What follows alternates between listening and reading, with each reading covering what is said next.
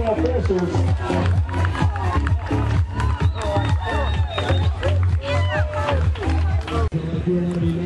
Hi, this is Karen with Honey Milk and RunColo.com at the 2011 Heart Sole Half Marathon, which is serving as the USATF Colorado State Championships, here with women's runner-up Michele Suszek.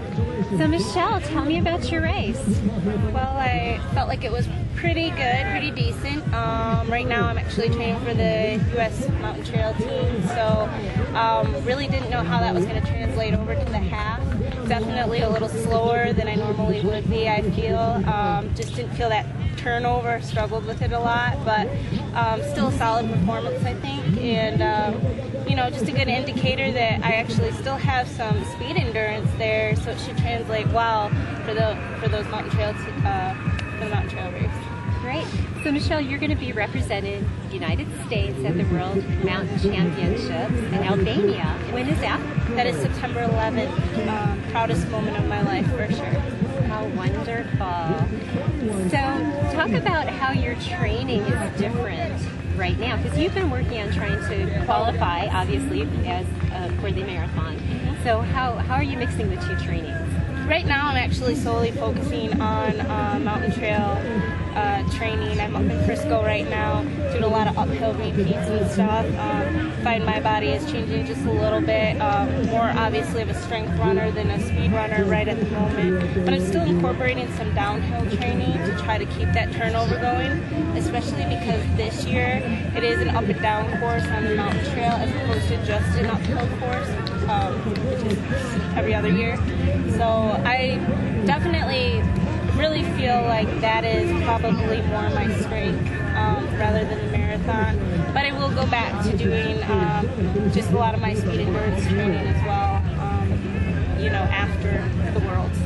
So what's your goal for Worlds? Top 20, top 10? I would love to be top 10. I would love to beat out my teammates as well as encourage them, but I would love to be a top U.S. runner as well as right up there in the mix for top of Worlds. And I just really feel the passion for that. I have to say that I get way more excited for a race like that, although today this course obviously is really beautiful. Some of it's dirt road, rolling hills, you know, the reservoir. You can't really beat that when it comes to road racing. So. And then when you get back from Worlds, you're going to turn around and you're going to go to CIM to chase the elusive. Are you doing CIM? No, not doing CIM. Okay, what's your next race after that? I think I might be doing Columbus, Ohio Marathon, actually. Okay. Just for kind of a last hoorah, and then a little rest, and then going for the Olympic trials. Awesome. Michelle's already qualified. Yeah. My bad. Thank you, Justin Mock. Yeah.